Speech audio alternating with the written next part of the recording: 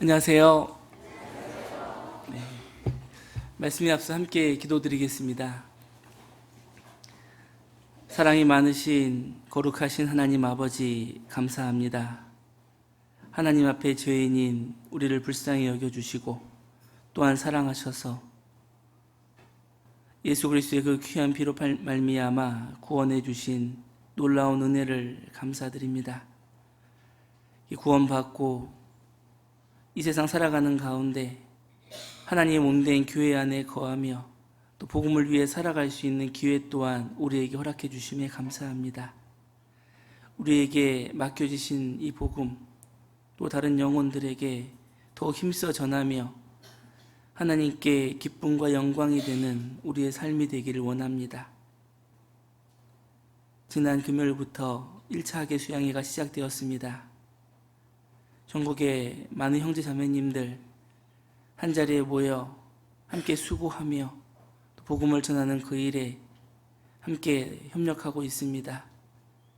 그 가운데 하나님의 놀라운 은혜와 역사로 우리에게 구원받는 역사를 나타내 주시고 참석한 모든 분들 구원함을 받고 돌아갈 수 있도록 도와주시옵소서. 말씀을 전하시는 여러 전도인들과 또 여러 모양으로 수고하시는 우리 형제자매님들 그 은혜 수고 위에 하나님의 은혜로 늘 풍성하게 해주옵소서. 남은 1차부터 2차부터 7차까지의 모든 수양의 일정이 하나님의 은혜 가운데 맞춰질 수 있도록 도와주시길 원합니다. 오늘도 주일을 맞이해서 말씀 앞에 나온 모든 심령들 주님께서 살펴주시고 말씀과 교제로 더욱 힘을 얻을 수 있도록 도와주시옵소서. 여러 가지 사정으로 인해 함께치 못한 이들이 있습니다. 일일이 기억해 주시고 어느 곳 어느 형편에 있든지 주님의 동일한 은혜로 함께해 주시고 붙잡아 주시길 원합니다. 교회 안에 계획되고 준비된 모든 일정들 주님께서 인도하시고 함께해 주시기를 간절히 바라오며 언제나 우리를 사랑하시는 예수님의 이름으로 감사하며 기도드렸습니다. 아멘. 성경 사무엘상 1장 사무엘상 1장입니다. 구약 성경 408페이지 사무엘상 1장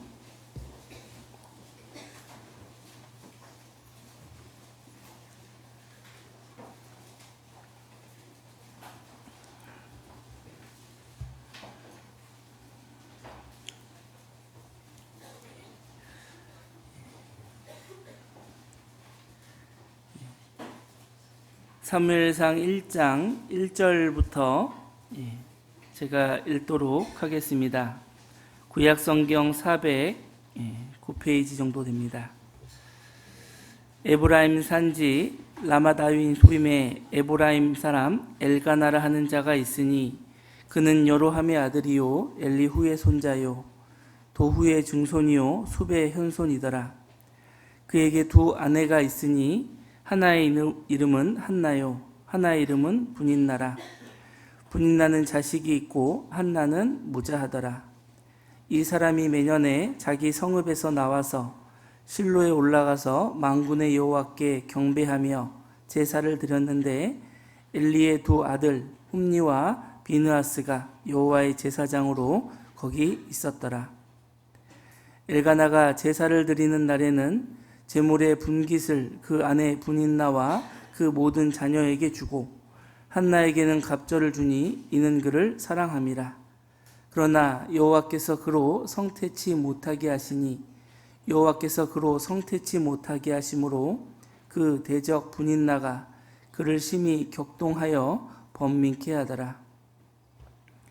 매년에 한나가 여호와의 집에 올라갈 때마다 남편이 그같이 하며 분인나가 그를 격동시키므로 그가 울고 먹지 아니하니 그 남편 엘가나가 그에게 이르되 한나여 어찌하여 울며 어찌하여 먹지 아니하며 어찌하여 그대의 마음이 슬프뇨 내가 그대에게 10 아들보다 낫지 아니하뇨 그들이 실로에서 먹고 마신 후에 한나가 일어나니 때 제사장 엘리는 여호와의 전 문설주 곁 그 의자에 앉았더라.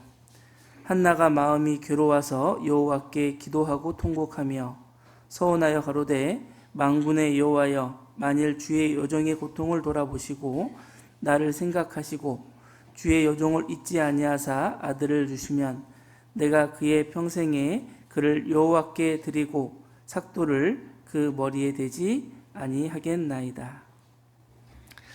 네, 의정부에서 교제하고 있는 장지명 형제입니다. 네, 가까운 인근에 있는데 공주 수양에 1차를 참석하고 중간에 오는 바람에 어제 오게 됐습니다. 지금 공주 수양가는 11,000명 가까운 인원이 참석을 하고 있고 또 그 가운데 1,800명 정도의 새로운 분들이 인도되어서 말씀을 듣고 계십니다.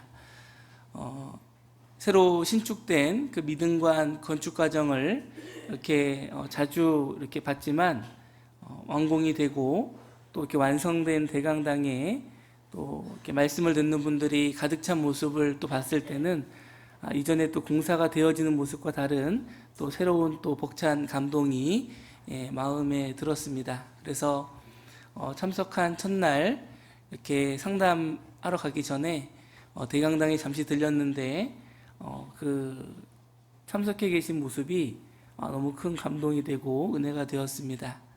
그리고 또 저뿐만이 아니라 또 새로 참석한 분들도 정말 말씀을 듣기에 좋은 환경, 그리고 이곳에 말씀을 들었을 때 정말 이곳이 정말 그 좋은 말씀을 전하고 또 정말 이곳이 이렇게 그냥 사람들이 모여 있는 곳이 아니라 정말 중요한 것을 이렇게 알려줄 수 있는 그런 곳이라는 그런 이미지를 받기에 참 잘 건축이 되었다라고 생각이 됩니다.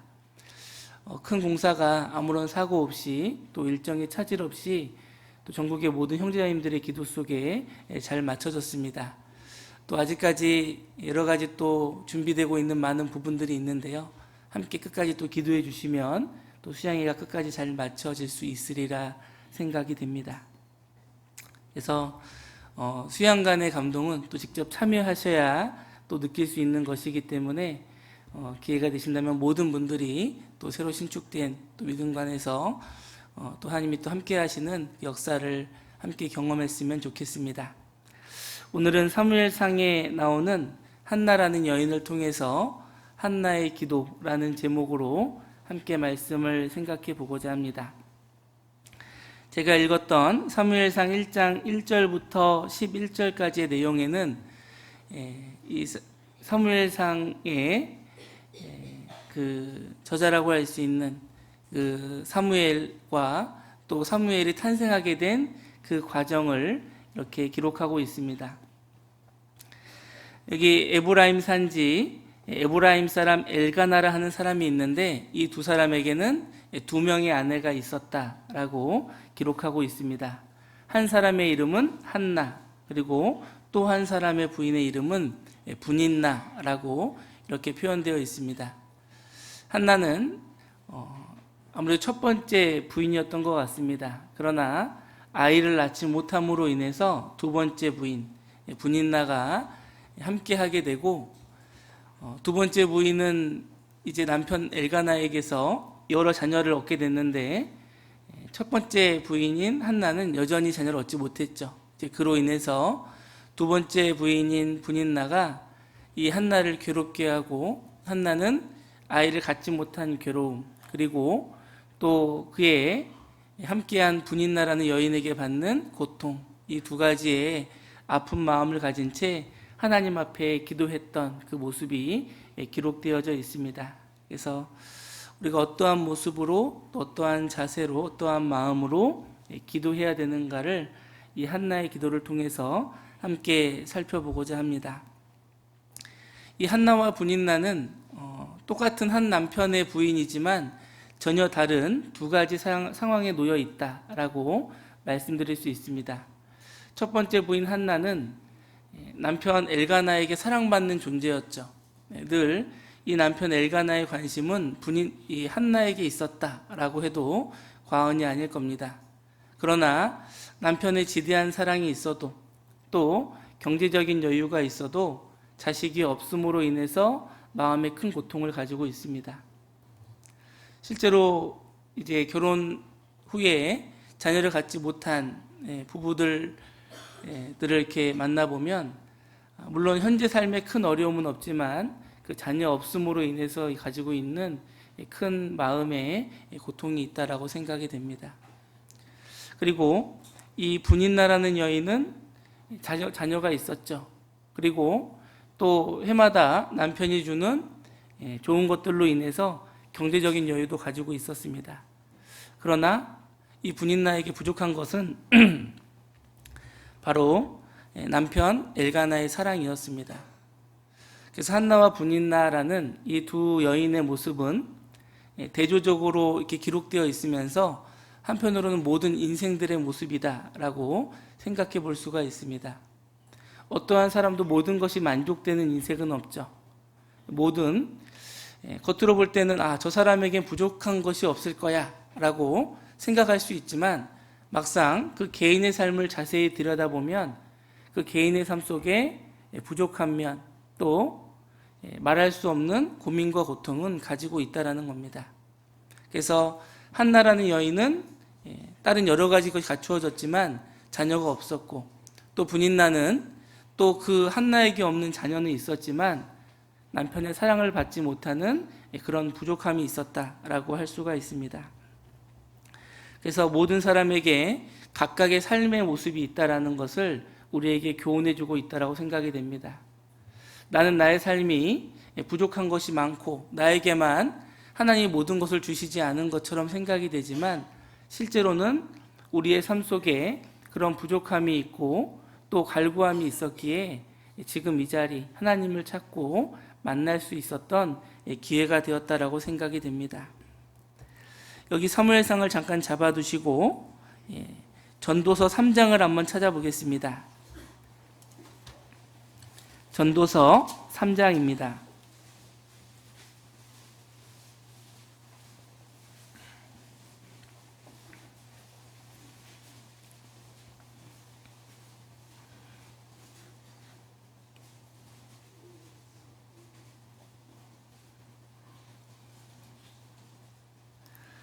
전도서 3장 19절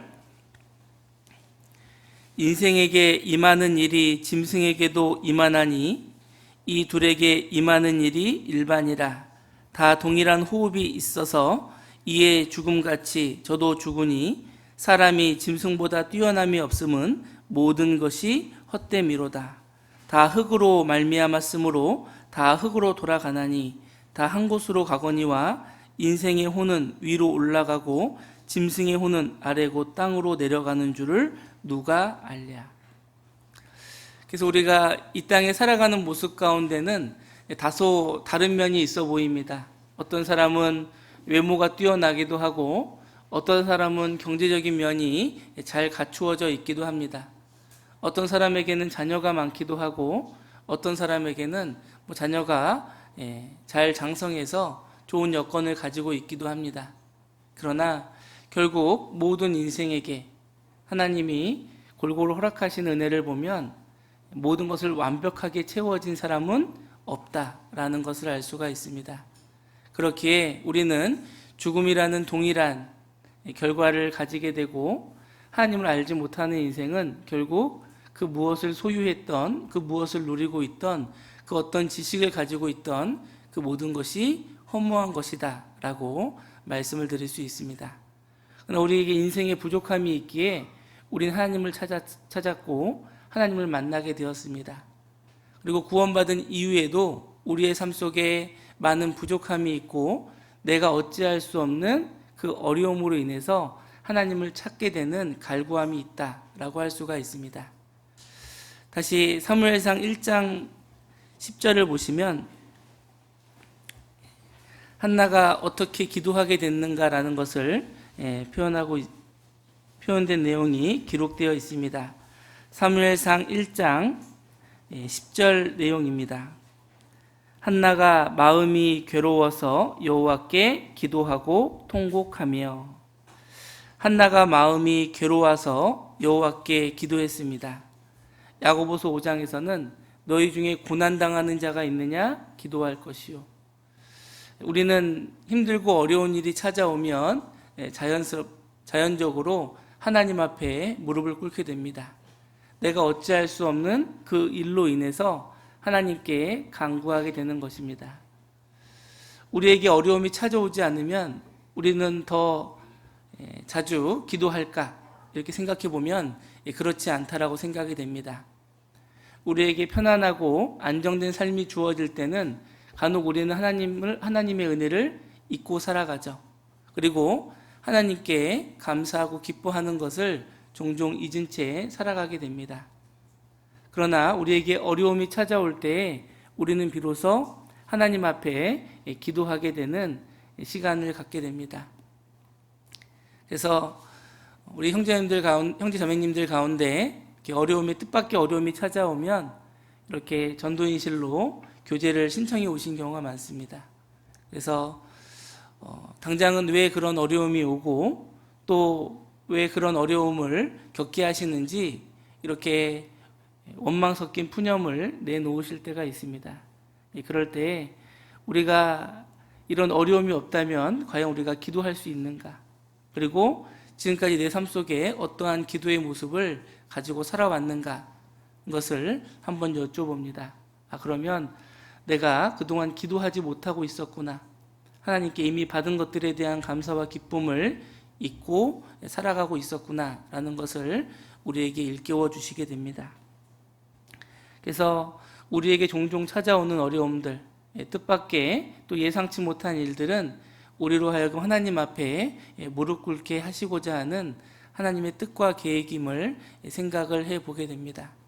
그래서 우리는 모든 것이 완벽하게 갖추어질 때 제가 하나님께 더 신앙생활도 잘하고 하나님께 더 쓰임받을 수 있지 않을까요? 라고 생각할 수 있지만 오히려 하나님은 우리의 약함을 통해서 일하신다라고 말씀을 하고 계십니다. 사무엘상은 계속 찾기 때문에 줄로 잡아두시기 바랍니다. 고린도후서 12장을 찾도록 하겠습니다. 고린도후서 12장입니다.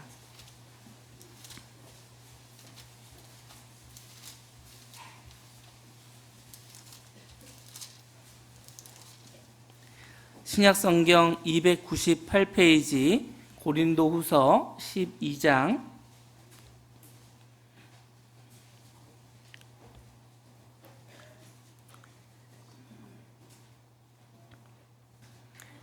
고린도후서 12장 7절 여러 계시를 받은 것이 지극히 크므로 너무 자고하지 않게 하시려고 내 육체의 가시 곧 사단의 사자를 주셨으니 이는 나를 쳐서 너무 자고하지 않게 하려 하심이니라. 이것이 내게 떠나기 위하여 내가 3번 주께 간구하였더니 내게 이르시기를 내 은혜가 내게 족하도다. 이는 내 능력이 약한 데서 온전하여 짐이라 하신지라. 이러므로 도리어 크게 기뻐함으로 나의 여러 약한 것들에 대하여 자랑하리니 이는 그리스도의 능력으로 내게 머물게 하려 함이라. 그러므로 내가 그리스도를 위하여 약한 것들과 능욕과 궁핍과 핍박과 곤란을 기뻐하노니 함께 읽어보겠습니다. 이는 내가 약할 그때에 곧 강함이니라. 하나님께서 우리를 구원해 주시고 또 교회 안에 하나님의 자녀로 살아가게 하시며 또 교회 안에 직분을 맡겨 주님의 일을 함께 할 수 있는 기회를 주신 것은 우리가 완벽한 존재이기 때문이 아닙니다. 우리는 좀 더 환경이 낫고 내가 남들에게 없는 재능이 있고 남들이 할 수 없는 여러 가지 좋은 여건들이 허락되어 있으면 내가 이것으로 쓰임받을 수 있지 않을까 생각할 수 있습니다. 때로는 그 반대로 나에게는 재능도 없고 남에게 있는 좋은 환경도 없고 남들에 비해서 자꾸 초라한 존재이기 때문에 나는 주님을 위해 일할 수 없다라는 생각을 할 수도 있습니다. 그러나 하나님은 오히려 우리의 약함을, 우리의 연약함을 통해서 더욱 역사하시길 원합니다. 사도 바울은 자신의 몸에 있는 육체의 가시가 복음을 전하는데 하나님께 쓰임을 받는데 제약이 된다고 생각을 했습니다. 하나님, 제가 이 육체의 가시가 없다면 복음을 전하는데 더 낫지 않을까요?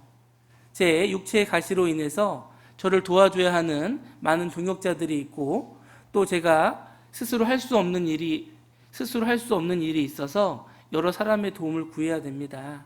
그렇기에 제발 제 육체의 가시를 제하여 주십시오. 3번이나 간구했다라고 기록되어 있죠. 그런데 오히려 하나님께서는 내 은혜가 내게 족하도다. 내 약한 데서 온전하여 짐이라. 이렇게 생각해 보면 참 은혜가 되죠. 내가 가지고 있는 약점들, 내게 가지고 있는 부족함들, 오히려 그것을 하나님은 더욱 역사하시는 방법으로 사용하신다라는 겁니다. 그래서 우리가 교회 안에 때로는 다른 형제자매들과 비교해서 내 자신이 열등감을 느낄 수도 있습니다. 저 형제 자매는 재능도 많고 가지고 있는 것도 많고 시간적인 여유도 많으니까 저렇게 할 수 있구나. 나는 그렇지 못하기 때문에 할 수 없어라고 내 자신을 제한하기도 하죠.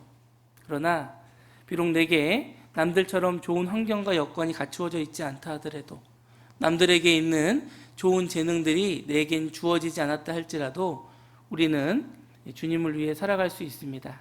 그리고 주님께서는 그런 우리의 약함과 또 부족함을 통해서 큰 역사를 이루시길 원하신다라고 할 수가 있습니다. 그래서 어떤 분이 이번에 학예수양 1차 때 상담을 오셨는데 신앙생활에 어려움이 없는데 딱 한 가지 어려움이 있다라는 겁니다. 가족들도 거의 다 구원받았고 본인도 안정된 직장 또 교회 안에 여러 봉사를 하고 있고 그런데 30년이 가깝도록 아버지가 구원받지 못해서 그 한 가지가 왜 이렇게 오랫동안 온 가족이 기도하고 전도하고 하는데 안 들어주실까?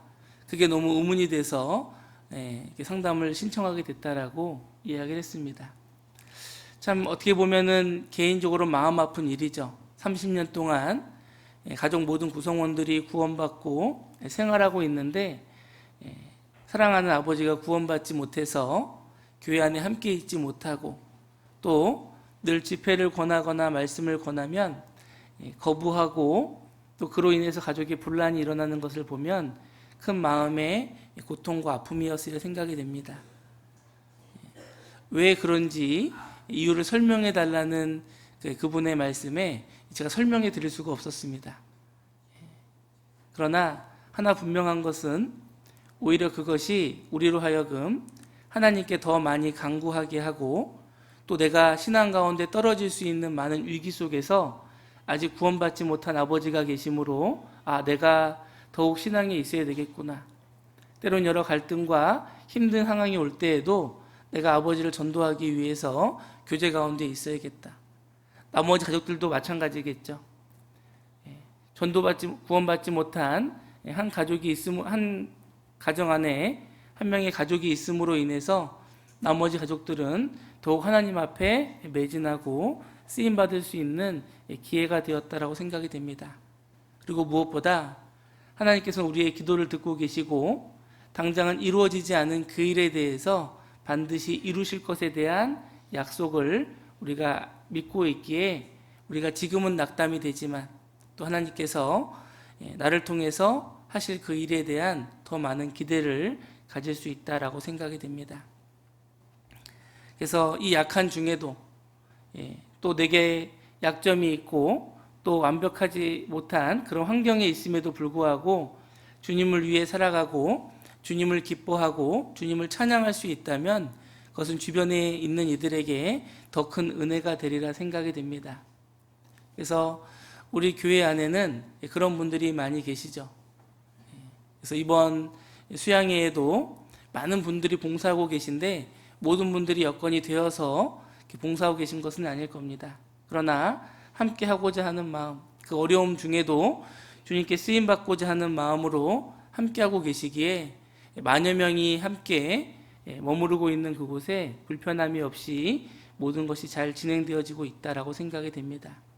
그래서 우리 강석교회도 마찬가지죠. 이 많은 식구가 함께 생활하고 또 교제함에 있어서 이 모든 여건들이 잘 갖추어져 있는 것은 함께 협력하고 헌신하는 수고하는 손길이 있기 때문이다라고 생각이 됩니다. 그렇다면 나도 그 일에 함께 참여하는 자가 되어야 된다.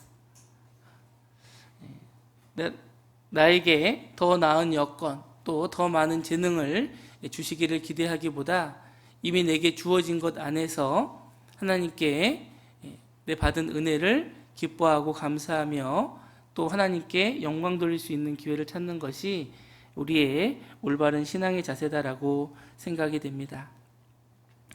하나님께서는 이 바울을 약하게 하셨다라고 말씀하고 있습니다.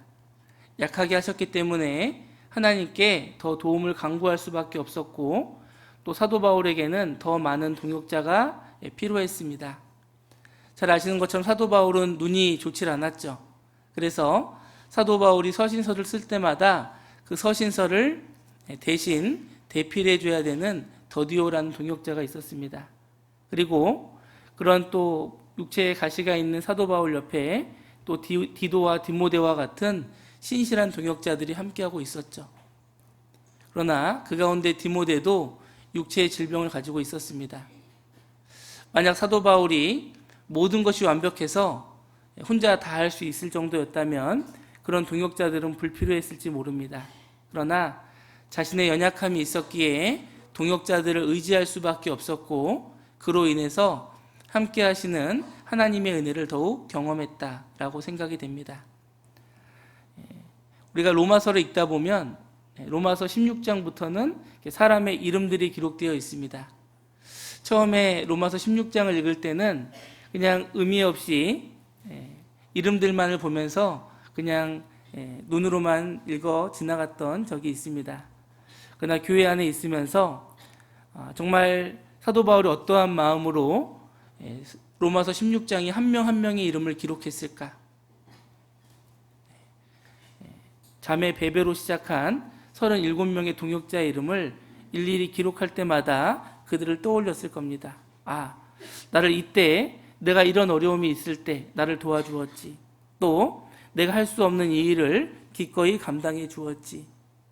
그리고 사도 바울이 힘들고 외로울 때 위로자가 되어준 이도 있었고 또 낙심될 때 격려해 주는 이도 있었을 겁니다. 그들 가운데는 왕족의 집안에 있는 사람도 있었지만 반대로 오네시모와 같이 노예였던 그런 사람도 포함되어 있습니다. 남녀를 불문하고 또 신분의 격차, 경제적인 격차를 불문하고 함께한 동역자들이 있었기에 사도 바울은 여러 전도 여행을 무사히 마칠 수 있었고 아시아와 또 여러 유럽의 교회를 세우는 일에 쓰임 받을 수 있었습니다. 결코 교회는 한 사람의 힘으로 이루어지는 것이 아니죠. 함께 동역하는 동역자들로 말미암아 그 힘이 나타난다라고 할 수가 있습니다. 그래서 나의 약함, 나의 연약함, 이것은 하나님이 나로 하여금 더 많은 동역자들과 함께 하시고자 하는 은혜이다라고 생각이 됩니다. 그래서 교회 안에 내가 모든 것을 할 수 없음에 때로는 감사가 됩니다. 그리고 그 일을 함께 해줄 수 있는 동역자가 있어서 더욱 감사가 됩니다. 그래서 나는 누군가의 동역자가 되고 있는가? 누가 정말 힘들어하고 어려워할 때 함께 도와주는 역할을 하고 있는가라는 것을 생각해 봐 주시면 좋겠습니다. 다시 사무엘상 1장을 보겠습니다. 사무엘상 1장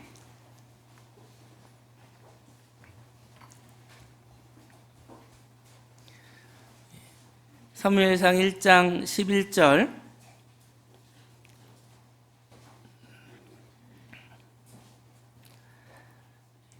서원하여 가로되 만군의 여호와여 만일 주의 여종의 고통을 돌아보시고 나를 생각하시고 주의 여종을 잊지 아니하사 아들을 주시면 내가 그의 평생의 그를 여호와께 드리고 삭도를 그 머리에 대지 아니하겠나이다.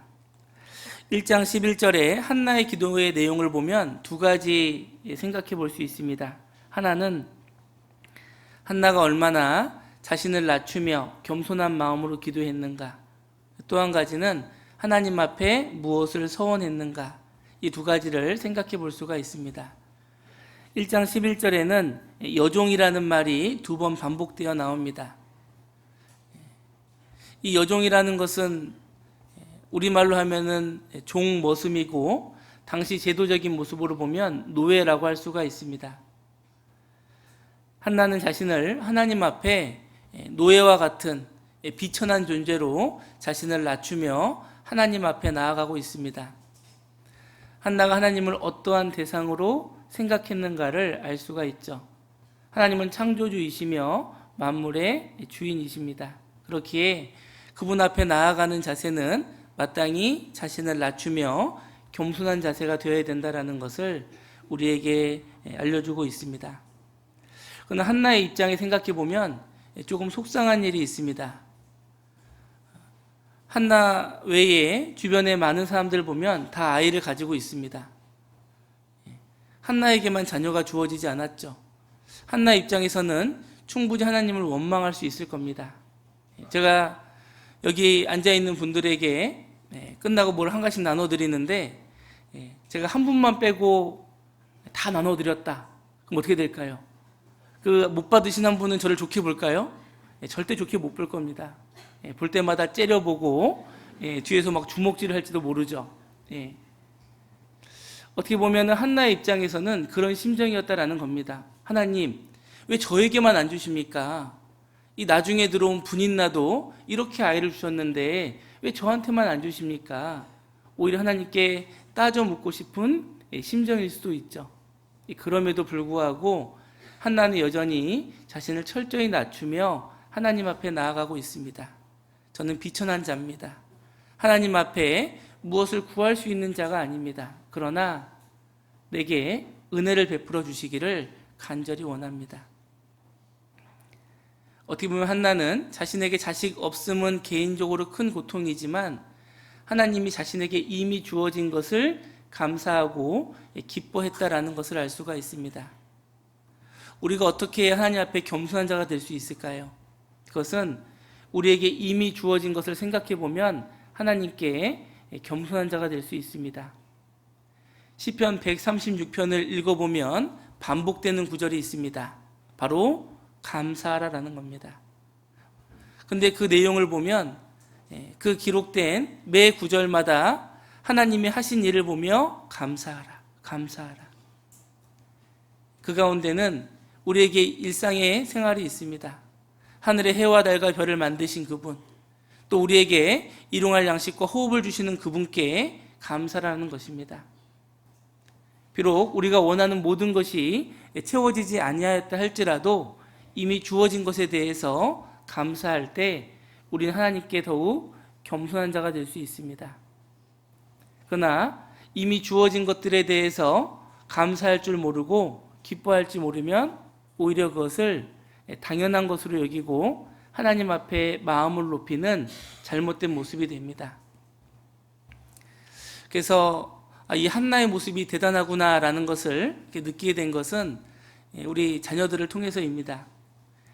제 자녀들이 이렇게 장성을 하면서 아이들에게 용돈을 주기 시작했습니다. 아이들에게 먹을 것과 입을 것을 제공해주고 편안한 잠자리를 제공하고 있는데 거기에 은혜로 제가 용돈을 주고 있는 거죠. 그런데 어느 날부턴가 용돈의 날이 되면 두려워지기 시작했습니다. 이제는 용돈을 은혜로 받아가는 것이 아니라 당연한 것을 요구하는 거죠. 용돈 줄 날이 지났는데 좀 지체가 되는 것 같다고 오히려 이렇게 협박 아닌 협박을 받을 때가 있습니다. 분명히 그 용돈을 주게 된 것은 부모로서 자녀에게 더 좋은 것을 주기 위한 은혜로서 준 것인데 그것을 처음에는 은혜로 여기고 기뻐하다가 이제 시간이 지나면서 반복이 되니까 그것을 은혜가 아니라 당연한 요구처럼 여긴다라는 것이죠. 그것을 보면서 하나님 앞에 내 모습이 이렇겠다라고 생각이 됐습니다. 내게 이미 주신 은혜들, 일상에 주어지고 있는 그 은혜들을 망각하고 더 나은 것을 요구하며 마치 그것이 내게 당연히 있어야 되는 것처럼 요구한다라는 것이죠. 이거 왜 안 주십니까? 이거 나한테는 허락하지 않으십니까? 하나님께서는 내게 이미 많은 것을 허락해 주셨습니다. 그런데 그것을 잊고 살기에 우리는 한나와 같은 겸손함을 잃어버린 것은 아닌가 생각을 해보게 됩니다. 한나는 자신을 여종으로 칭하며 철저히 자신을 낮추며 하나님께 나아갔습니다. 그분은 창조주이시기에, 그분은 만물을 다스리시는 분이기에 마땅히 우리가 그분 앞에 그와 같은 모습으로 나가야 될 것을 보여주고 있는 것입니다. 그래서 우리는 이미 구원을 받았고 그 구원의 은혜로 말미암아 우리가 받을 수 있는 최고의 은혜를 받았다라고 할 수가 있습니다. 그래서 시편 116편 12절에 있는 말씀처럼 내가 여호와께서 내게 주신 모든 은혜를 무엇으로 보답할꼬. 내게 더 이상 남들에게 없는 것, 또 내가 원하는 것을 채워주지 아니하실지라도 이미 우리는 하나님께 마땅히 은혜를 갚아야 되는 충분한 은혜를 받았다라는 것을 생각해 볼 수가 있습니다. 그리고 한나는 자식 하나를 구했는데 그 자식을 다시 하나님께 드리겠다라는 서원을 하고 있습니다. 서원은 바로 하나님께 맹세하는 것을 말하죠. 그리고 그 맹세는 반드시 지켜져야 된다라고 말씀하고 있습니다. 그래서 신명기 23장에도 내 하나님께 서원하였거든 더디 갚지 말지니라. 그래서 하나님께 서원한 것은 반드시 갚아야 되는 겁니다. 근데 한나의 서원의 내용을 보면 어떻게 보면 좀 무모해 보이는 서원이죠. 하나님, 제게 아들을 하나 주시면 그 아들을 다시 하나님께 드리겠습니다. 좀 이상하죠? 주시면 드리겠습니다. 다시 받고 다시 드리면 남는 게 없는데 그런 서원을 한다라는 겁니다. 그리고 더욱 놀라운 것은 우리가 물건을 하나 받았다가 다시 드릴 수 있지만 자녀를 과연 그럴 수 있을까? 사람의 마음은 되게 쉽게 변하죠. 하나님께서는 그 약속하신 바를 잊지 않으시고 반드시 성취하시는 하나님이십니다. 야곱이 돌베개를 베고 눈물을 흘리며 잠을 자고 있을 때 하나님께서 천사들이 사닥다리로 오르락 내리락 걸 보여주셨습니다. 그리고 내가 너와 함께하며 내가 너를 다시 이곳으로 돌아오게 하겠다. 그 약속을 지켜주셨습니다. 그러나 야곱은 자기가 돌아오게 해주시면 그 단을 쌓겠다라는, 이곳에 돌아와서 베델에 와서 단을 쌓겠다라는 그 약속을 까맣게 잊어버렸죠. 돌아올 때는 자기를 죽이려고 했던 형 에서의 손에서 벗어났기 때문입니다. 사람은 자신이 긴급하고 어려울 때는 하나님께 소원을 합니다. 제가 이렇게 하겠습니다. 제가 이렇게 도와주시면 제가 반드시 이렇게 갚도록 하겠습니다. 근데 우리는 종종 그 소원을 잊고 살아가는 것은 아닌가 생각을 해보게 됩니다. 우리가 올 한 해 2019년 시작할 때도 어떤 마음의 소원들을 했을까요? 올해는 성경을 꼭 일독하겠습니다. 또 주일을 말씀 전에 암송에 꼭 암송을 하고 오겠습니다. 말씀 전에 좀 일찍 오겠습니다. 또 모든 봉사와 교제에 잘 참여하겠습니다. 그런 소원들을 하지 않았을까요? 그런데 혹시 잊고 있는 것은 없습니까?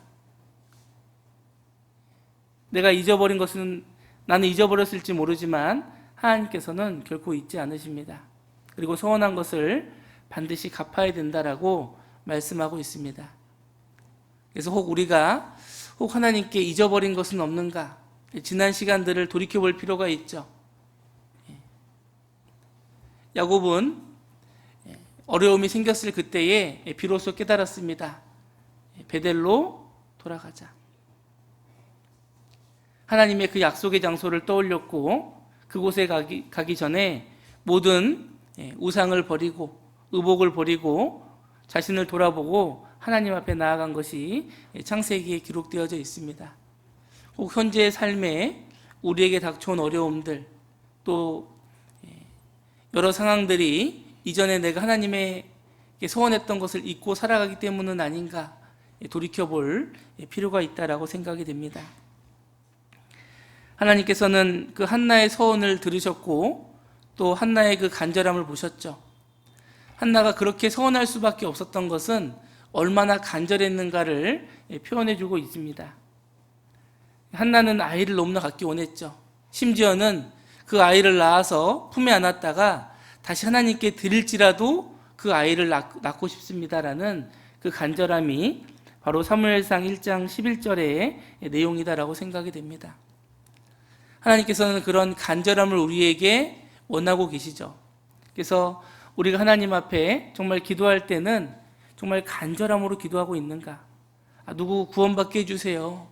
또 제가 이렇게 하게 해주세요. 이렇게 기도하는 것은 정말 간절함이 묻어있는 기도인가? 정말 자신의 어떤 그 고통을 수반하면서까지도 그 영혼이 구원받기 원하고 기꺼운 희생을 감당할 각오로 그 영혼을 전도하고 있는가? 또 정말 내가 어떠한 일을 하나님께 기도함에 있어서 그 일을 통해서 정말 하나님께 기쁨이 되고 영광이 되도록 구하고 있는가? 꼭 형식적으로 기도하며 생활하고 있는 것은 아닌지 우리 자신을 돌아보게 됩니다. 그래서 하나님께서는 그 간절함을 보시기에 그 간절함을 통해서 역사하신다라고 할 수가 있습니다. 예수님 앞에 자녀의 병 낫기를 위해서 나와왔던 수로보니게 여인의 모습은 그 간절함의 대표적인 모습이다라고 생각이 됩니다. 예수님 앞에 나온 수로보니게 여인은 자신의 딸의 병을 고쳐주기를 간절히 구하죠. 예수님께서는 자녀의 떡을 취하여 개들에게 주는 것이 합당치 아니하다라고 말씀하십니다. 기분 나쁘다. 왜 그렇게 얘기하냐라고 할 수 있을 법한데도 오히려 이 수로보니게 여인은 예수님께 더욱 간절히 구합니다. 개들도 주인의 상에서 떨어진 것을 먹나이다. 그만큼 간절했죠. 그만큼 은혜 받기를 구했던 것입니다. 자신이 어떠한 말을 듣던 거기에 개의치 않고 오직 병 낫기를 구하는 그 간절함으로 예수님 앞에 나아갔던 것입니다. 예수님께서 그 수로보니게 여인을 인격적으로 모독하기 위해 그런 말씀을 하신 것이 아니죠. 바로 그녀의 간절함을 나타내기 위해서였습니다. 우리의 기도가 1년 동안에 또 수년간 이어진 기도가 이루어지지 않았다면 그 이유는 무엇일까? 하나님께서 우리가 더욱 간절한 마음으로 하나님 앞에 나오시기를 원하시고 있기 때문은 아닌가 생각을 해보게 됩니다. 사무엘상 1장 24절입니다. 사무엘상 1장 24절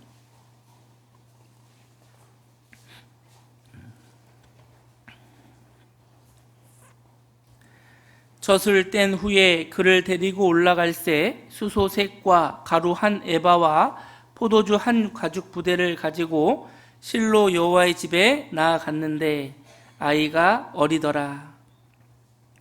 마침내 한나는 자신의 소원을 갚게 됩니다. 정확히 한나가 사무엘을 하나님께 받아서 아이를 잉태하고 또 출산한 이후에 어느 정도 아이를 양육했는지 모르지만 그것을 알 수 있는 그 표현이 1장 24절 첫 부분에 있습니다. 젖을 뗀 후에. 이 한나는 정말 어렵게 얻은 자녀였죠. 너무나 사랑스러운 자녀였고 정말 우리 어른들의 표현처럼 눈에 넣어도 안 아픈 자녀였습니다. 그런 그 귀한 자녀를 자신의 품에서 떼어놓아서 하나님께 드리는 일을 행하게 됩니다. 그리고 그때가 바로 젖을 뗀 후라고 기록되어 있습니다. 요즘의 상황으로 생각해 보면 요즘에는 보통 어머님들이 젖을 1년 정도 있다 떼기 때문에 그러면 돌 지나자마자 애를 맡겼다는 얘기인가?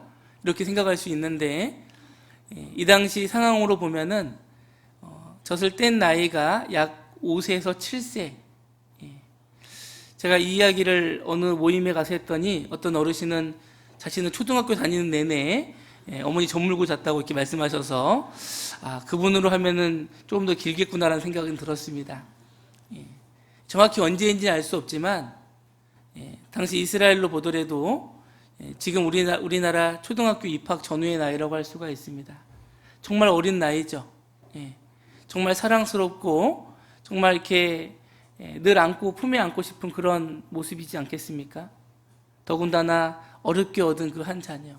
그런데 그 자녀를 하나님 앞에 드릴 것을 결단했다라는 것입니다. 우리가 하나님 앞에 서원하는 것은 어떻게 보면 쉽죠. 화장실 앞에 누가 안에 들어가 있으면 문을 두들길 때는 별갓 그 사정을 다합니다. 빨리 나와라, 나오면 뭘 들어줄게, 뭐 사줄게. 근데 막상 내가 들어가서 누가 두들기면 어때요? 일단 내가 편해야 되죠. 사람은 그런 이기적인 마음을 가지고 있습니다. 그런데 한나는 정말 자신이 한 그 서원의 기도를 잊지 않았다라는 것이죠. 그리고 마침내 정말 오랜 고민 끝에, 오랜 기도 끝에 그 서원을 갚은 것이 기록되어 있습니다. 그리고 하나님께서는 그 서원 갚음으로 인해서 더 큰 복을 주신 것을 또 뒤에 기록하고 있습니다. 또 그것은 그 내용은 또 이후에 살펴보도록 하겠습니다. 다시 사무엘상 1장 12절을 보겠습니다. 1장 12절.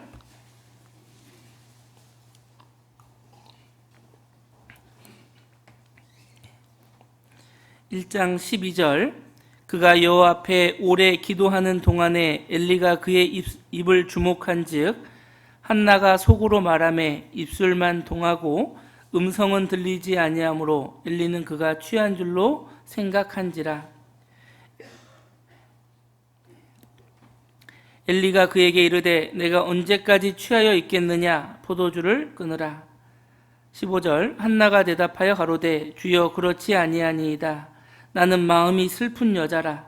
독주나 포도주를 마신 것이 아니오 여호와 앞에 나의 심정을 통한 것 뿐이오니.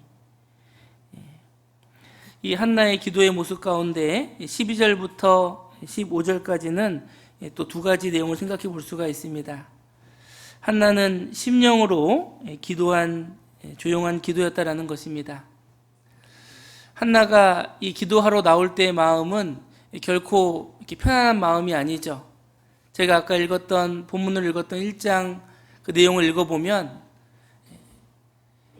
사람들이 예루살렘에 올라와서 함께 기뻐하고 있을 때입니다. 포도주를 마시고 함께 기뻐하며 즐거워하고 있는 그때에 한나는 혼자 마음이 괴로운 상태였죠. 사람들은 기뻐하고 있는 그때에 자신은 자식 없음으로 인해서 괴로움이 있는 그런 상황이었습니다. 거기에 그친 것이 아니죠. 거기에 또 함께 있는 분인나는 오히려 그 한나를 괴롭게 했습니다. 그럼에도 불구하고 한나 어떻게 이런 조용한 심령으로 기도할 수 있었을까? 하나님께서는 하나님 앞에 누군가에 대한 원망과 불평의 마음으로 나오는 것을 원치 아니하시리라 생각이 됩니다. 우리가 간혹 기도할 때 잘못된 기도가 있다면 누군가에 대한 원망과 불평을 쏟아내는 기도다라고 생각이 됩니다. 제가 저 형제, 저 자매님 때문에, 저분 때문에 제가 신앙생활하기 어렵다고, 저분으로 인해서 마음의 괴로움이 크다고 막 하나님께 원망과 불평을 이렇게 기도한다면 그 하나님이 기쁘게 그 기도를 들으시겠는가 생각을 해보게 됩니다. 한나는 비록 자신에게 아픔이 있고 괴로움이 있지만 오히려 자신을 괴롭게 하는 대적 분인나를 원망하고 또 저주한 것이 아니라 그런 마음은 내려놓고 오직 자신의 어려움만을 하나님께 토로했다라고 할 수가 있습니다. 간혹 교회 안에 이렇게 있으면서 우리 형제님들께 상담하는 가운데 누군가에 대한 미움과 또 누군가에 대한 원망의 마음을 가지고 있는 것을 들을 때가 있습니다. 저는 어떤 분이 있는데 그분이 준 상처 때문에 아직도 교제하는 거나 봉사하는 거나 또 신앙생활하는데 큰 제약이 되고 있다고. 그런 면에서 이 한나는 어떻게 보면 우리에게 본이 되고 있다라고 생각이 됩니다. 그의 대적 분인나가 있었음에도 불구하고 자신의 마음을 잘 지킨 것이죠. 자신을 괴롭게 하는 분인나에 대한 원망과 미움이 아니라 오로지 하나님 앞에 자신의 어려움을 토로하는 그런 기도의 자세를 가지고 있는 것입니다. 물론 마음은 괴로웠겠죠. 그 대적 분인나가 마음을 번민케 했다라고 기록되어 있습니다. 마음을 헝클어 놓고 마음의 깊은 곳을 찔러서 고통을 느끼게 했습니다. 그럼에도 불구하고 그 고통을 가지고 있음에도 불구하고 하나님께는 오로지 자신의 아픔만을 이야기하는 그런 성숙된 신앙의 모습을 보여주고 있는 것입니다.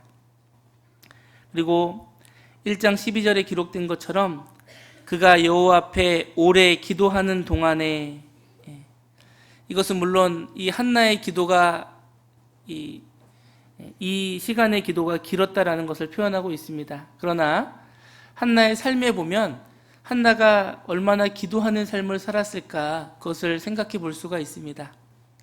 한나는 오랜 시간 기도해 왔습니다. 그리고 마침내 그 기도의 끝에 아이를 얻게 되고 사무엘을 출산하게 됩니다. 그리고 기도가 끝났을까? 그렇지 않았다라고 생각이 됩니다. 한나는 아이를 뱃속에 가지고 있음에도 여전히 기도했겠죠. 내가 너를 하나님께 기도해서 낳았단다. 그러나 내가 하나님께 너를 다시 드릴 것을 소원했단다.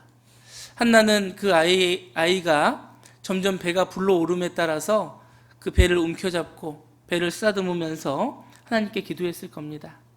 그리고 마침내 그 아이가 세상에 나와서 그 아이를 또 어루만지며 기도했겠죠. 정말 하나님께서 주신 것을 감사하고 또 자신이 하나님 앞에 서원한 것을 반드시 갚기 위한 그 오랜 기도를 해왔을 겁니다. 그리고 거기서 기도가 그쳤을까? 그렇지 않습니다. 이제 한나가 사무엘을 여호와의 그 성막에 드리고 나서 되돌아오면서 많은 눈물을 흘렸겠죠. 그러나 늘 기도했을 겁니다. 사무엘이 하나님 앞에 쓰임이 되고 하나님 앞에 올바른 사람으로 자라나기를 늘 기도했을 겁니다. 그래서 지금 이 자리에는 중고등부 학생들은 이렇게 있지 않는 것 같은데요. 우리 중고등부 학생들 때문에 우리 자녀들로 인해서 이렇게 상담을 오시는 분들과 교제하면서 여러 가지 신앙의 어려움도 겪고 또 어떻게 보면 교회 안에서 때로는 조금 반항의 모습도 보일 때도 있다라고 생각이 됩니다. 그때 물론 엄한 훈육도 필요하겠죠. 뭐 꾸짖는 것도 필요하고 잘못된 것을 교정해 주는 것도 필요할 것입니다. 그러나 가장 중요한 것은 부모로서 자녀를 위해 더 많은 시간을 기도하는 것이다라고 할 수가 있습니다. 누가복음 1장에 세례 요한의 어머니였던 엘리사벳, 그녀도 세례 요한을 잉태하기까지 오랜 시간 기도했습니다. 천사 가브리엘이 사가랴에게 나타나서 했던 말이 여호와께서 하나님께서 너희의 기도를 들으셨느니라. 그들의 기도를 들으셨죠. 나이 많아 늙을 때까지 그들의 기도를 들으셨고 마침내 그들의 기도를 이루셨습니다. 그들은 나이 많아 아이를 가지게 됐고 그 아이가 어떠한 일로 하나님께 쓰임받을지 몰랐습니다. 그러나 분명한 것은 사가랴와 엘리사벳은 끊임없이 그의 자녀 세례 요한을 위해 기도했다라는 겁니다. 이 세례 요한은 어떻게 보면은 일찍이 부모님을 잃게 되었겠죠. 나이 많아서 자신을 잉태했기 때문에 일찍이 부모님과 생을 이별하게 됐을 겁니다. 그럼에도 불구하고 부모님들의 기도 가운데 그는 하나님의 일꾼으로 성장이 되었고 마침내 예수님께서 여자가 낳은 자 중에 저보다 큰 이가 없느니라. 어떻게 보면 세례 요한의 부모님 사가랴와 엘리사벳은 정말 적은 기간 동안 이 세례 요한을 양육했지만 누구보다도 가장 훌륭하게 자녀를 키워냈다 라고 생각할 수 있습니다. 그래서 우리도 자녀들을 양육함에 있어서 정말 중요한 것, 바로 그것은 기도입니다. 그래서 자녀들의 신앙을 위해서, 또 자녀뿐만이 아니라 우리 가족들의 신앙을 위해서 우리가 정말 기도하고 있는가? 그래서 우리 가정 가운데 아직 온전치 못한 신앙이 있다면, 또 세워져야 되는 신앙이 있다면 우리는 더욱 힘써 기도해야 될 것입니다. 한나는 오랜 시간 기도해왔고 자신의 삶 속에서 기도했다라고 할 수가 있습니다. 그래서 하나님께서는 그 오랜 시간의 기도를 마침내 이루시게 됐습니다. 그것은 하나님의 방법이시죠. 우리는 오랜 시간 기도하면 우리는 때로는 그 기도를 잊어버릴 때도 있습니다. 그러나 하나님은 그 기도를 잊지 않으시고 하나님의 일을 반드시 성취하시는 분입니다. 우리는 기도하는 그때에 그 기도가 이루어지기를 바라시죠. 그러나 하나님이 일하시는 것은 하나님의 때에 일하십니다. 그리고 하나님의 방법으로 일하시고 하나님의 사람을 통해서 일하시게 됩니다. 이 모든 것이 갖추어질 때 하나님의 역사가 일어나는 것입니다.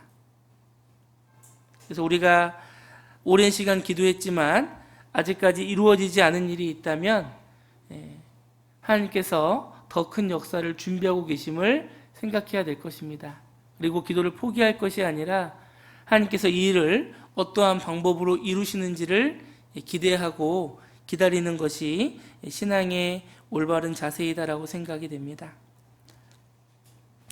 이 사무엘상 1장의 내용 가운데 우리가 엘가나 또 한나 분인나 이 세 사람이 나오고요. 또 한 사람이 엘리라는 제사장이 나옵니다. 당시 실로에서 여호와의 전 옆에 제사장으로 있었던 엘리라는 사람이 나옵니다. 우리가 이 엘리라는 사람의 모습을 통해서 좀 교훈받을 것이 있는데요.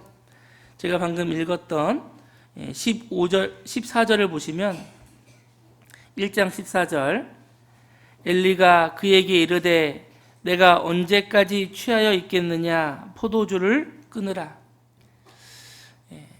이 한나는 정말 다른 사람들은 기뻐하고 있을 그때에 혼자 성막에 올라와서 하나님 앞에 간절함으로 기도하고 있습니다. 자신의 괴로움을, 아픔을 토로하며 정말 누구에게도 말할 수 없는 그 괴로움을 하나님께만 간절히 구하고 있습니다. 그런데 그때 엘리가 이렇게 이야기하죠. 너 술 취했구나. 술 좀 끊어야 되겠다. 어떻게 보면 한나가 너무 이렇게 감정의 그런 슬픔을 가지고 또 소리는 내지 않은 채 입술만 움직이면서 기도하고 있었기 때문에 단순히 오해했다라고 생각할 수도 있습니다. 그러나 사무엘상을 쭉 읽어보면 사무엘상 3장에서는 눈이 점점 어두워가서 또 사무엘상 4장에서는 저가 비둔한 연고라 라고 표현되어 있습니다. 이 엘리는 하나님의 제사장으로 마땅히 백성들의 아픔을 이해하고 또 하나님의 뜻을 올바로 전해야 되는 사람임에도 불구하고 그렇지 못했다라는 겁니다. 눈이 점점 어두워가서 영적으로 어두워졌죠. 그는 다른 사람의 아픔과 슬픔을 이해하지 못했습니다. 저의 비둔한 연고라. 그는 영적으로 둔감해졌습니다. 그는 앉아 있었고 주님을 위해 힘써 일하지 않았습니다. 그로 인해서 비둔한 자가 되었다라고 성경은 기록하고 있습니다. 우리도 교회 안에서 어떠한 사람이 되어야 될까? 물론 성경에 많은 본받아야 될 인물이 있습니다. 그러나 안 좋은 예로 우리가 본받아야 될 인물이 있다면 바로 이 엘리다라고 생각이 됩니다. 형제자매님들의 간증에 공감하지 못하고 형제자매님들의 아픔에 공감하고 있지 못하다면 그것은 내가 비둔해진 연고일 겁니다. 점점 교회 안의 모든 일을 세상의 기준으로 판단하고 형제자매들을 판단함에 있어서 내 기준으로 재단하고 있다면 그것은 내 영적인 눈이 어두워지고 있기 때문일 겁니다. 하나님의 일을 바라보고 기대하기보다 육신의 일을 먼저 생각하고 육신의 기준으로 판단하는 것, 바로 그것이 영적인 눈이 어두워져 있기 때문입니다. 그래서 우리는 누군가를 판단하고 누군가를 정죄할 수 있는 위치에 있는 것이 아니라 우린 누군가를 위로하는 자가 되어야 됩니다. 로마서 12장에서는 로마서 12장 찾아보겠습니다. 로마서 12장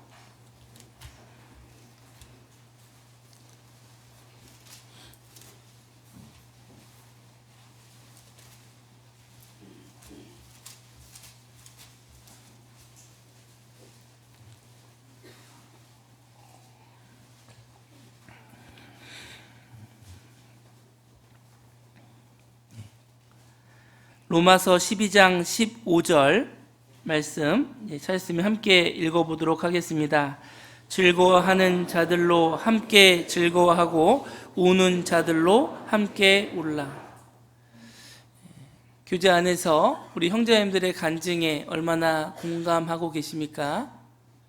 형제자매님들의 기도 부탁에 같은 간절함이 느껴지십니까? 우리의 마음이 비둔해져 있다면 간증에 또 말씀에 기도 부탁에 공감치 못하게 될 것입니다. 우리도 엘리처럼 형제님들의 아픔을 이해하지 못하고 나의 눈으로 판단하는 자에 있을 수 있습니다. 성경 야고보서 4장에서는 우리가 그런 위치에 있지 않음을 말씀하고 있습니다.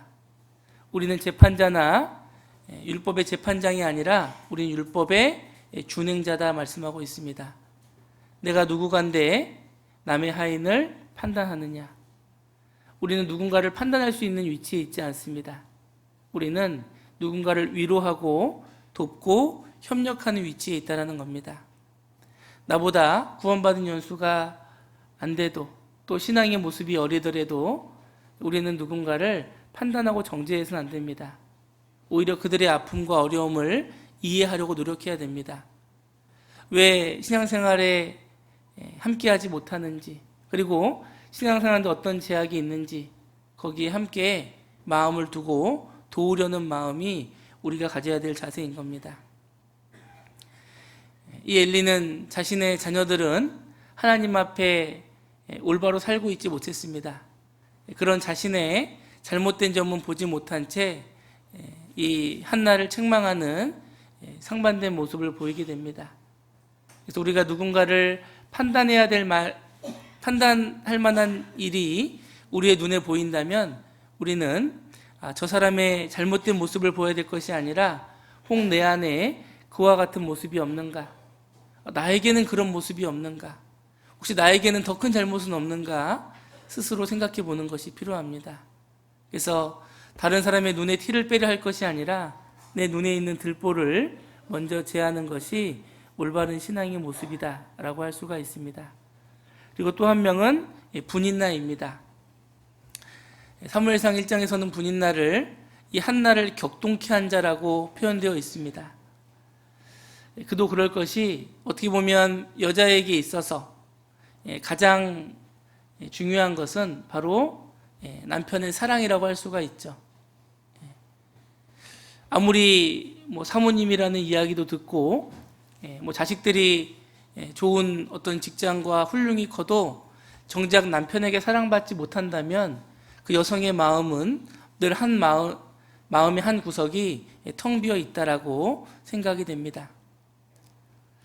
그래서 어떻게 보면은 이 분인나는 한나보다 나은 여건이죠. 한나에게 없는 자식도 여러 명 있고 더군다나 남편 엘가나가 이 분인나와 자식들에게 충분한 여건들을 제공해주고 있는 겁니다. 그러니까 전혀 남부러울 것이 없어 보이지만 이 분인나의 마음에도 정작 중요한 것이 빠져 있죠. 바로 남편 엘가나의 사랑이었습니다. 이 남편 엘가나는 늘 누구만 보고 있었을까요? 한나만 보고 있는 거예요. 분인나가 아무리 좋은 거를 주고 옆에 있어도 눈길 어디가 있을까요? 한나를 보고 있는 겁니다. 그러니까 이 마음이 괴로웠죠. 그런데 중요한 것은 자신에게 아무리 괴로움이 있다 할지라도 아픔이 있다 할지라도 그것을 다른 대상에게 자신의 아픔을 나타내서는 안 된다는 겁니다. 한나의 잘못된 모습은 자신이 가지고 있는 고통과 아픔을 이 한나를 괴롭게 하는데 사용했다라는 것이죠. 만약 이 분인나도 자신이 남편에게 사랑받지 못하는 그 괴로움을 하나님께 기도했다면 어떻게 했을까요? 그러면 한나와 더욱 협력할 수 있었을 겁니다. 한나의 괴로움을 이해했겠죠? 그리고 한나를 위해서 기도해 줄 수 있었을 겁니다. 그러나 분인나는 그런 선택이 아닌 그 한나를 괴롭게 하는 선택을 했다고 성경에 기록되어져 있습니다. 그래서 이 분인나와 같이 우리가 교회 안에서 누군가를 괴롭게 하는 자가 되어서는 안 되겠다라고 생각이 됩니다. 내 삶에 아픔이 있을 수 있죠. 교회 안에 상처가 있을 수 있습니다. 누군가의 받은 또 힘든 일이 있을 수 있습니다. 그러나 그렇다고 해서 내가 가지고 있는 그 아픔을 누군가에게 공격의 방법으로 사용한다면 그것은 나에게도 덕이 안 되고 또 교회에도 덕이 안 되는 일이다라고 생각이 됩니다. 그래서 이 엘리와 분인나는 우리가 교회 안에 무엇을 주의해야 될지 알려주는 그런 모습이다라고 우리가 생각해 볼 수가 있습니다. 사무엘상 2장으로 가보겠습니다. 사무엘상 2장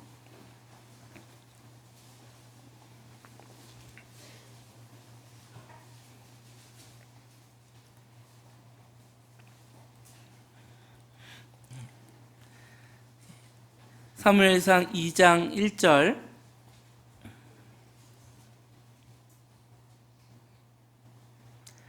한나가 기도하여 가로되 내 마음이 여호와를 인하여 즐거워하며 내 뿔이 여호와를 인하여 높아졌으며 내 입이 내 원수들을 향하여 크게 열렸으니 이는 내가 주의 구원을 인하여 기뻐함이니이다.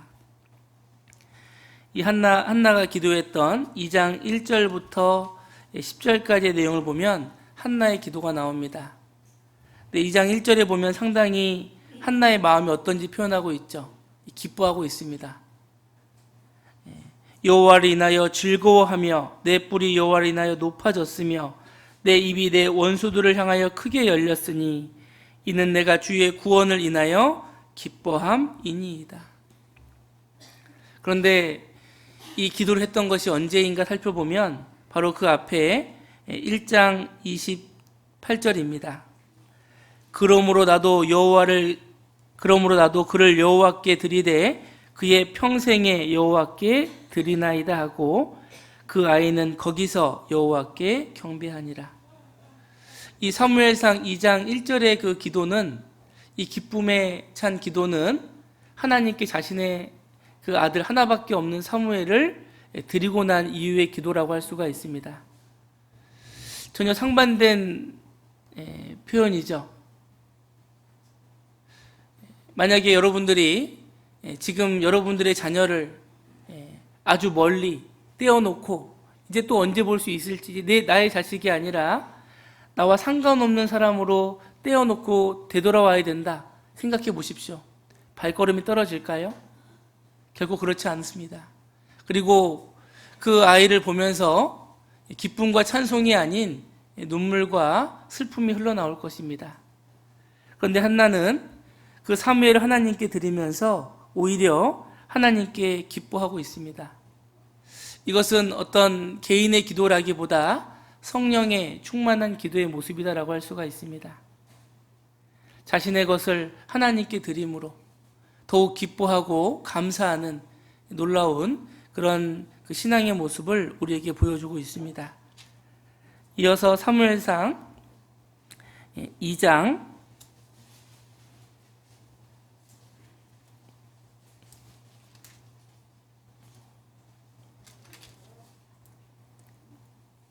21절을 보시면 2장 21절 여호와께서 한나를 권고하사 그로 잉태하여 세 아들과 두 딸을 낳게 하셨고 아이 사무엘은 여호와 앞에서 자라니라. 이 한나가 사무엘을 하나님께 드리고 정말 기쁨으로 하나님께 기도하고 찬양한 이후에 시간이 어느 정도 흘렀습니다. 그리고 나서 하나님께서는 더 큰 은혜로 이 한나에게 5명의 자녀를 주셨다라고 성경에 기록되어 있습니다. 이 사무엘을 드리기 전에 5명을 준 것이 아니죠. 시기를 잘 생각해 볼 필요가 있습니다. 한나가 사무엘을 하나님께 드린 후에 5명을 얻게 됩니다. 그리고 5명을 한꺼번에 즉시 받고 한꺼번에 받은 것이 아니죠.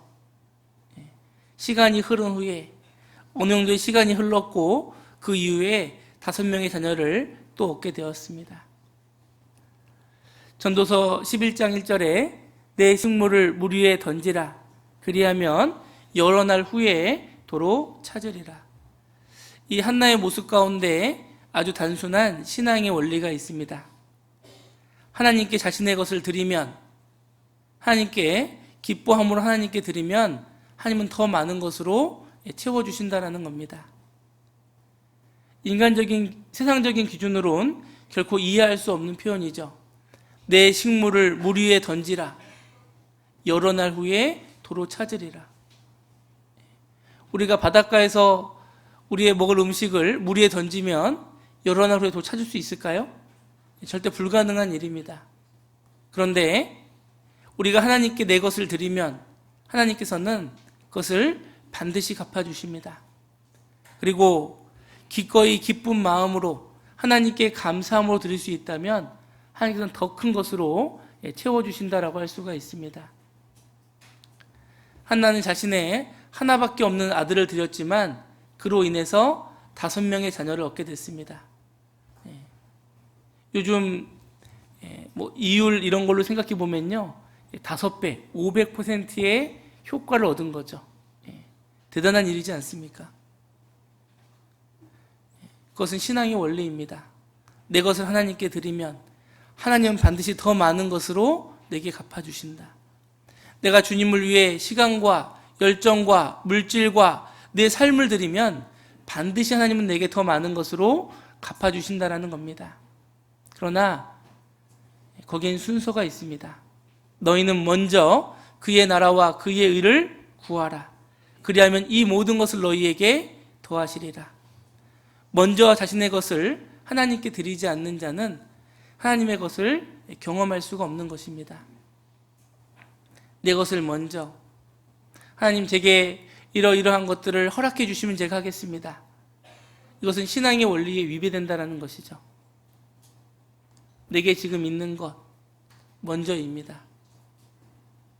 비록 내가 힘들고 어려운 상황 가운데 있을지라도 내가 주님을 위해 살아가고 주님을 먼저 생각하고 주님 중심의 삶을 살아가면 반드시 하나님은 내 삶에 필요한 것들을 채워주시게 됩니다. 아하방 당시에 엘리야가 그 시돈 지방의 과부에게 갑니다.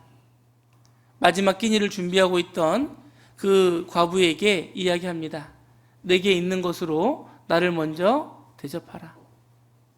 그러나 이 여인에게는 풍부한 것이 있는 것이 아니라 지금 마지막 끼니를 먹을 수밖에 없는 가루 한 움큼과 기름 조금이 남아있을 뿐이었습니다. 많은 갈등이 됐겠죠. 나 지금 이거 하나밖에 없는데 이거 먹어야 며칠 버틸 수 있는데, 그동안 오랜 가뭄이었기 때문에 얼마나 오랜 시간 버텨왔겠습니까? 아마 이 끼니도 어쩌면 그 하루의 첫 끼인지 아니면 며칠 만에 아끼다가 먹는 마지막 끼니인지 모를 겁니다. 그런데 하나님께서는 엘리야에게 먼저라고 이야기했습니다. 그도 시돈 지방 과부는 고민 끝에 자신의 것을 먼저 드렸죠. 그것은 엘리야에게 드렸다라는 것보다 하나님께 드렸다라고 할 수가 있습니다. 그 결과는 무엇입니까? 바로 이 기근이 끝날 때까지 통에 가루와 병의 기름이 끊이지 않았다라는 것입니다. 우리의 것을 하나님께 먼저 드리는 것, 때로는 고민이 되고 갈등이 될 수 있습니다. 그러나 우리가 그것을 경험하게 된다면 정말 기꺼이 자신의 것을 드림에 있어서 주저함이 아닌 기뻐함으로 드릴 수 있다고 생각이 됩니다. 역대상 29장입니다. 역대상 29장.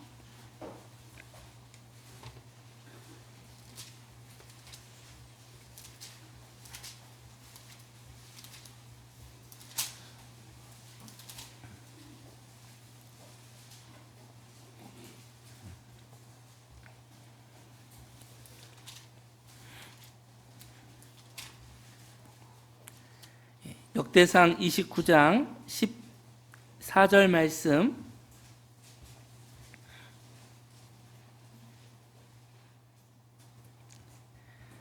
(29장 14절) 말씀 함께 읽겠습니다. 나와 나의 백성이 무엇이간데 이처럼 즐거운 마음으로 드릴 힘이 있었나이까. 모든 것이 주께로 말미암아 싸우니 우리가 주의 손에서 받은 것으로 주께 드렸을 뿐이니이다. 다윗은 성전을 위해서 자신이 가지고 있는 모든 것을 내어놓았습니다. 그리고 그것을 오히려 기쁨으로 여긴 것이 기록되어 있습니다. 그렇게 할 수 있었던 것은 무엇 때문이었을까? 그것은 그의 삶 속에 하나님께서 반드시 자신에게 채워주심을 경험했기 때문입니다. 비록 자신이 전장에서 거두었던 그 많은 전리품들을 하나님께 드렸지만 그것은 결코 자신에게 손해가 아니라고 생각을 했습니다. 하나님께서 그런 다윗에게 성전을 보여주시고 그 다윗의 위로 말미암아 그리스도가 나게 하셨습니다. 하나님은 결코 하나님께 먼저 드리는 자를 손해보게 하시는 분이 아닙니다. 우리가 오히려 하나님께 드리는 것을 주저함으로 인해서 하나님이 우리에게 주실 것을 받지 못하고 있다라고 할 수가 있습니다. 성경 말라기서 3장에는 너희가 온전한 11조를 창고에 들여 여호와께서 너희에게 쌓을 것이 없도록 복을 주지 아니하시는가 보라 라고 말씀하고 있습니다. 하나님께서는 하늘의 문을 열어서 하늘의 창을 열어서 우리에게 복을 쌓을 것이 없도록 주기를 원하고 계십니다. 그런데 우리가 우리의 것을 먼저 드리지 못함으로 우리의 시간을, 우리의 마음을, 우리의 삶을, 내 자신을 하나님께 드리지 못함으로 인해서 하나님이 우리를 통해 하시고자 하는 더 많은 일들을 경험치 못하고 있다라고 생각이 됩니다. 이번에도 우리 강석교회도 의정부교회와 함께 6차에 수양에 참석하는 것으로 알고 있습니다. 물론 바쁜 일들도 있고 여러 가지 상황들이 있기에 모든 분들이 참석하기엔 어려움도 있으리라 생각이 됩니다.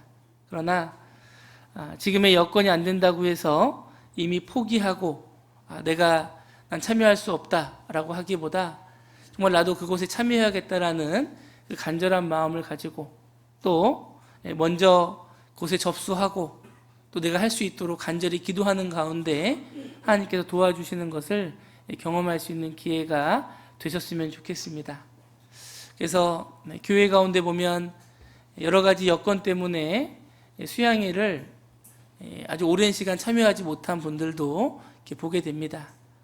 물론 현재 어려움이 없는 것은 아니지만 한 번의 결단은 필요합니다. 여건이 갖추어지고 충분히 여러 가지 내가 편하게 갈 수 있는 그 조건이 됐을 때 가야지라고 하면 어떻게 보면은 시간이 지날수록 그런 여건들은 더욱 어려워지려 생각이 됩니다. 그래서 우리에게 주어진 기회가 있을 때 모든 분들이 또 수양에 참석해서 하나님이 주시는 은혜를 경험할 수 있는 기회가 되셨으면 좋겠습니다. 함께 기도하고 마치겠습니다.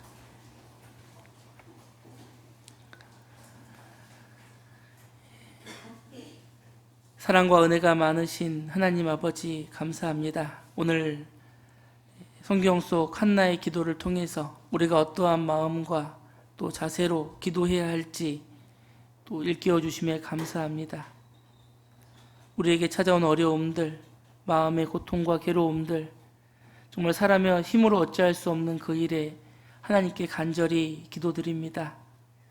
우리의 마음을 살펴주시고 또 우리 기도 가운데 주님 역사 나타내 주셔서 하나님의 능력을 경험할 수 있도록 도와주시옵소서. 특별히 수양회를 앞두고 아직 구원받지 못한 가족들, 주님께서 그 마음을 돌이켜 주시길 원합니다.